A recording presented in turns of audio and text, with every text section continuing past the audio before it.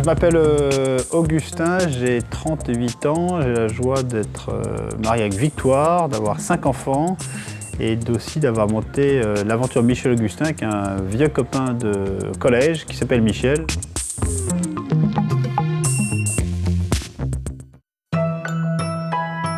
Et c'est là où j'ai grandi en famille. J'étais pas très... Alors, je viens d'une famille nombreuse, on était 5 enfants, donc c'était une vie quand même assez vivante, hein. C'était riche, il y avait plein d'échanges, toujours beaucoup de choses qui se passaient à la maison. Très vite, moi, j'ai eu un tempérament un peu d'entrepreneur et je me souviens d'avoir écrit très vite des petits business plans que je laissais sur le lit de mon père le soir pour la vente de journaux à la criée. Je voulais faire un élevage de homards en Bretagne. Voilà, donc c'était une vie très, très dynamique. C'est la photo, c'est une photo de classe. C'était ma rencontre avec Michel en classe de 4e 5, je crois, au 4e 3, j'ai un doute. Et donc effectivement, ce qui est rigolo sur la photo de classe, on était à côté et donc c'est devenu un copain dès la 4e. On ne s'est jamais perdu de vue et pourtant, c'est là ce qui est assez joyeux, c'est qu'on est très différents à la fois en termes de tempérament, de personnalité, de talent et d'envie de faire les choses. Et c'est cette complémentarité qui explique un peu la chance qu'on a d'avoir ce petit parcours dans l'aventure de Michel Augustin. Ça, c'est Anduze. J'ai ma famille du côté de maman qui est Sévenol et donc Anduze. Et c'est vrai que j'avais une grand-mère, ma mère cuisine pas du tout, et c'est vrai que j'avais une grand-mère maternelle qui était très douée en cuisine et c'était vraiment sa passion. Et donc on a beaucoup appris à cuisiner, notamment à pâtisser, à faire de la pâtisserie avec elle. Et c'est vrai que moi j'ai eu le goût de la pâtisserie, je pense, par ma grand-mère qui s'appelait Mamie d'Anduze.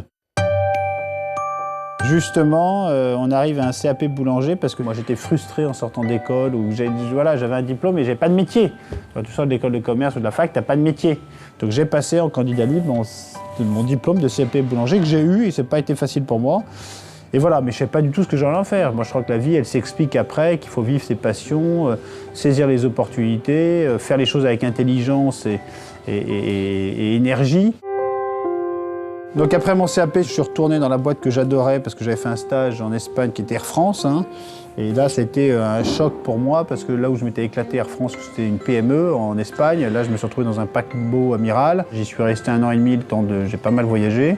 Et là, je suis parti, donc au bout de 2 ans de chez Air France, faire pas le tour du monde, ce que j'avais fait plusieurs fois, mais j'ai fait le tour des boulangeries de Paris avec un vieux copain qui était Michel, parce qu'on voulait créer un outil de référence sur le pain. Donc on était le premier à sortir vraiment un guide qui a fait référence dans le domaine. Et encore aujourd'hui, on nous demande régulièrement notre avis sur le pain, parce que de fait, on est devenus un peu des experts mondiaux du pain.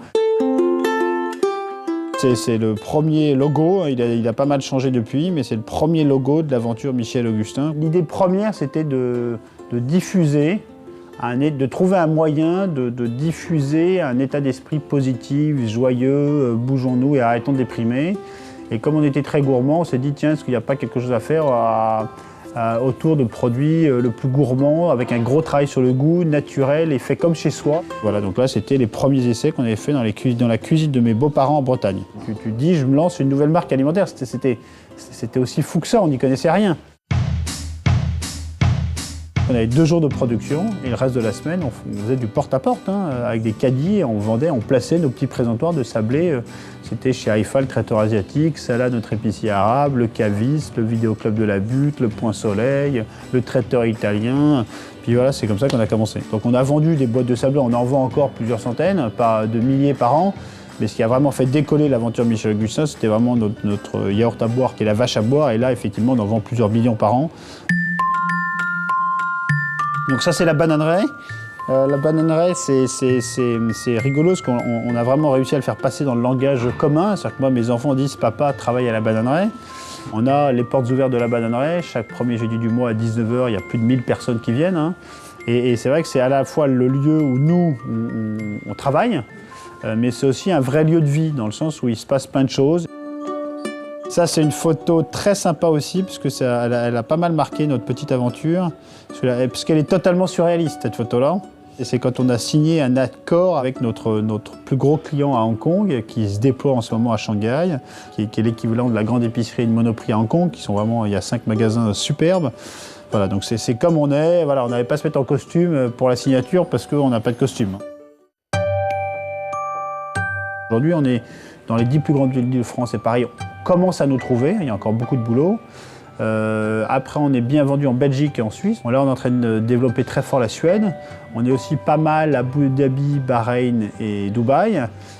Hong Kong, Singapour, Shanghai et Tokyo. Et il y a peut-être un gros sujet sur les US. On va peut-être monter une bananerie à New York l'été prochain. Mais même en France, quand je passe dans un magasin et je vois les gens acheter, moi je suis toujours ému parce que j'ai toujours l'impression qu'il n'y a que ma mère qui achète. Le plus important, c'est quand même quand tu te lèves le matin, te dire quand je vais retrouver la bananerie, on prend un plaisir fou à travailler tous ensemble. Et de partager cette aventure avec une équipe aussi jeune, aussi passionnée, aussi engagée. Voilà, je ne sais pas si c'est un rêve, mais en tout cas, on est passionné par ce que l'on fait.